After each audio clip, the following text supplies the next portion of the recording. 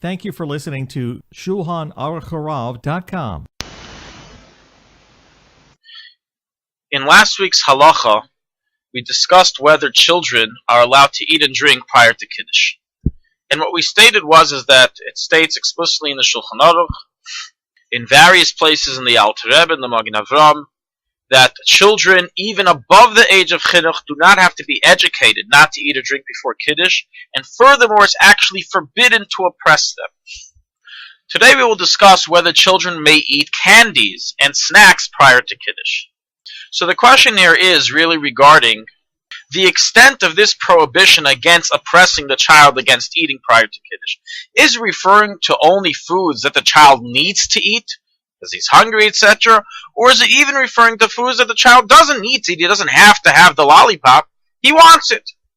Or do we say in such a case, since he doesn't really need it, then the parents should and are obligated to educate their child not to eat until after Kiddush?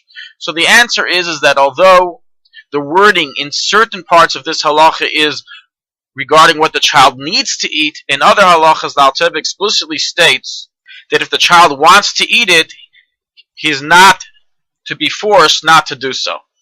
And only when the child doesn't need or want it, and you're only doing it for your benefit, that's when there's a prohibition, and that's when you need to educate the child.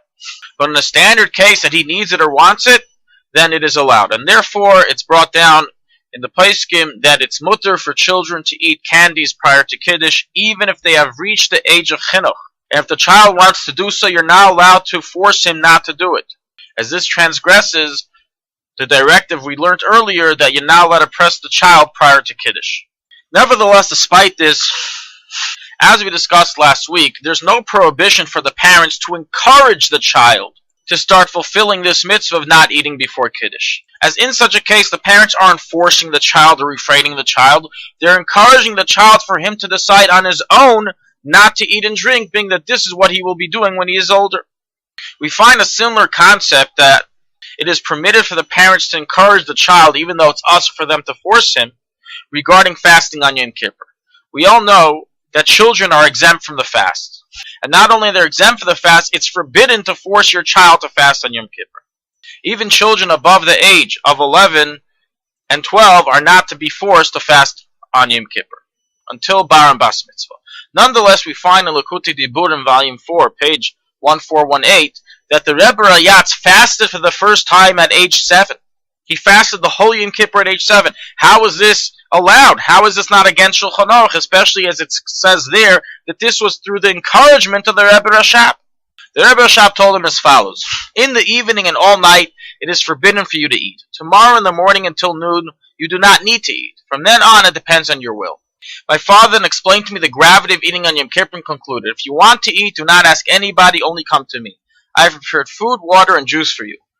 That year I completed the fast for the first time in my life, and the year after it was already an easy matter. So from here we see clearly a distinction between encouraging a child and forcing a child. To force the child to fast is completely against halacha. To force the child not to eat before Kiddush is completely against halacha until Bar and Bas Mitzvah. But to encourage and impress the child on the severity of the matter so he on his own does so, is absolutely no prohibition, and it is actually to be emulated and done. And that is the practice of Minhag Yisrael, that we try to begin encouraging our children not to eat before Kiddush, starting from when they are older, nearing the age of Bar and Bas Mitzvah. But nonetheless, even after the encouragement, it still remains in the distinction and discretion and decision-making of that child, whether he wants to do so or not.